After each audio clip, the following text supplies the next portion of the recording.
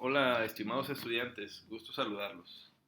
Eh, el tema que vamos a ver hoy es el juicio y sus elementos. Eh, con el tema del juicio llegamos a la segunda forma del pensamiento estudiada por la lógica. La primera forma que estudiamos fue la que vimos en clases pasadas, que fue el concepto. Pero como lo veíamos, el concepto es el elemento más simple del pensamiento. Ahora el juicio es la segunda expresión del pensamiento, que como ustedes pueden ver en la lámina, el juicio consiste en una conexión o enlace de dos conceptos. Se da en forma de un enunciado o pudiéramos decir como una oración simple, ¿verdad? Por ejemplo, la lógica es una disciplina filosófica. Es una oración o un enunciado que está conformado por dos conceptos. El primero es la lógica y el segundo es disciplina. ¿Sí?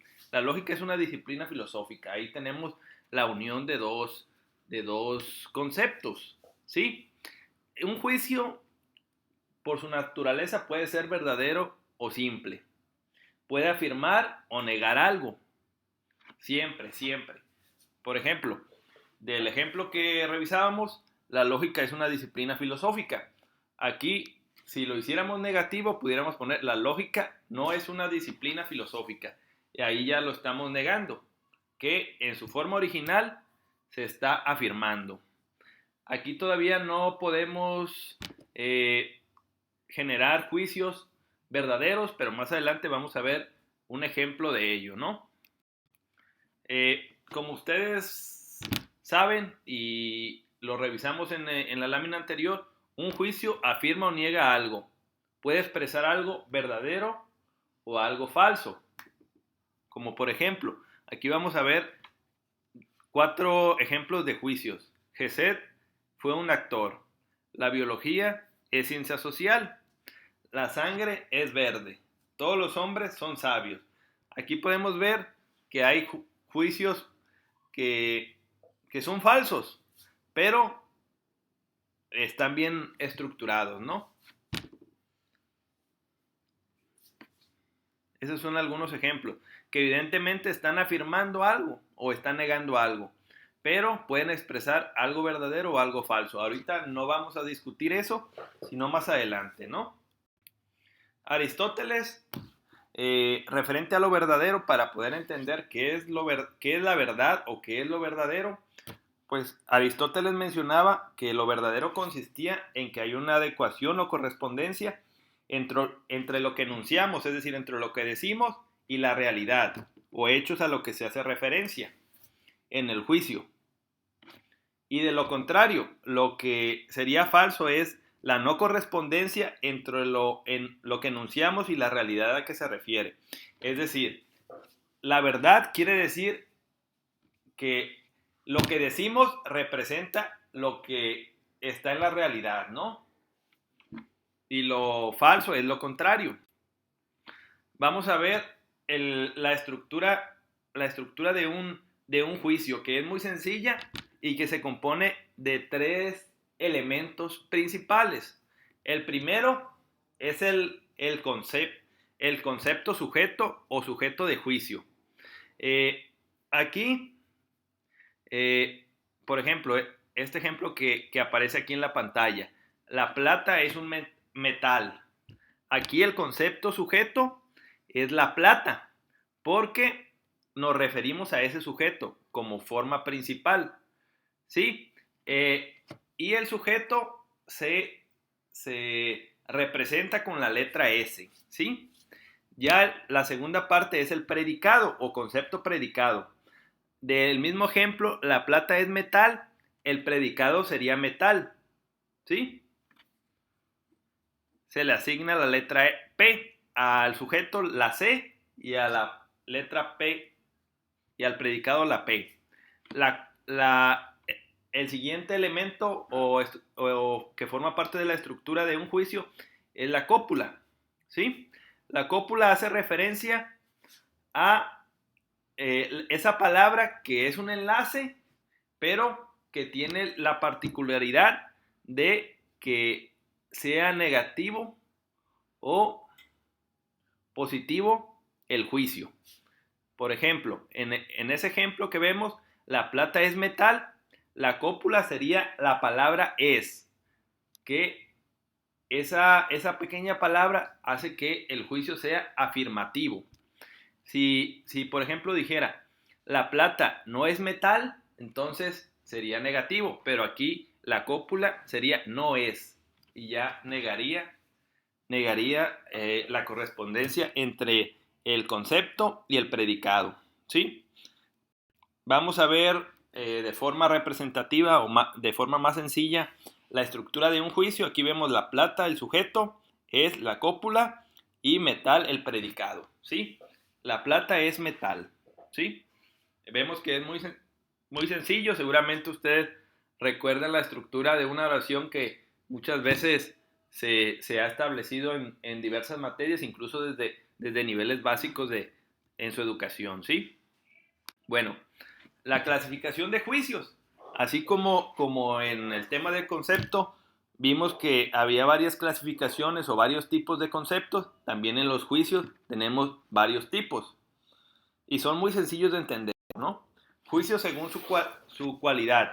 La cualidad, como ustedes saben, la cualidad es la propiedad de afirmar o negar que tiene un juicio. Según esta categoría, los juicios pueden llegar a ser afirmativos o negativos. Afirmativo es cuando existe compatibilidad entre el sujeto y el predicado. Y aquí vemos el ejemplo. El pizarrón es verde. Es decir, hay una compatibilidad entre el sujeto y el predicado. Un juicio negativo es cuando, al contrario, no hay una compatibilidad entre el sujeto y el predicado. Por ejemplo, el perro no es un animal acuático. Los libros no tienen energía. Aquí vemos que en ambos aparece la palabra no.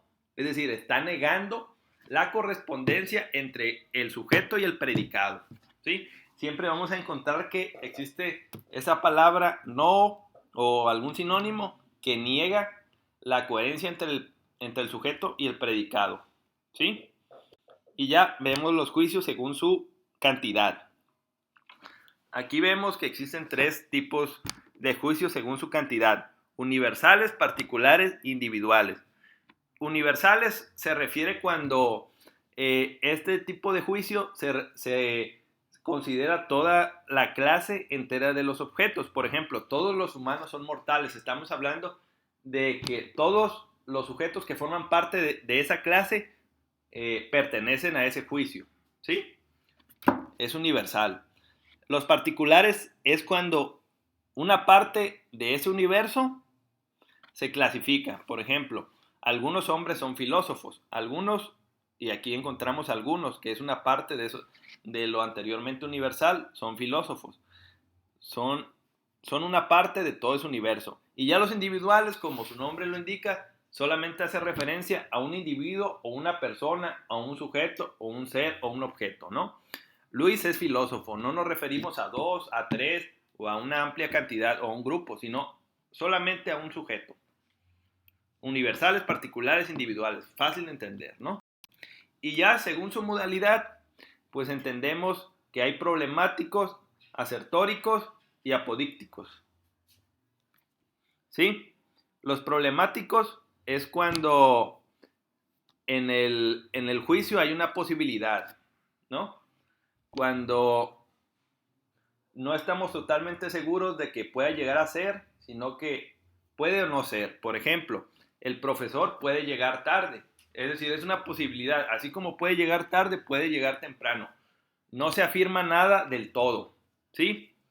Los asertóricos es cuando la relación se da entre el sujeto y el predicado, implican una realidad y no una posibilidad. Aquí ya estamos prácticamente asegurando que existe esa posibilidad, ya se vuelve una realidad, es decir, que es algo indiscutible, por así decirlo, ¿no? Ya no es una posibilidad. El profesor es puntual. Aquí estamos afirmando que el profesor tiene esa cualidad, y esa cualidad, digamos que es una realidad porque se presenta constantemente, que lo hace ya algo real, ¿no? Ya con el anterior era una posibilidad y aquí ya lo vemos como una realidad.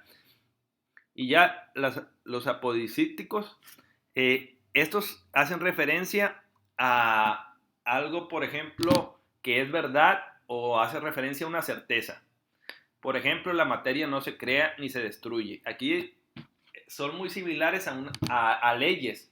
Es decir, siempre van a tener un resultado o un resultado que es indiscutible. Por ejemplo, 5 más 3 es igual a 8. Es algo indiscutible que no se puede cambiar.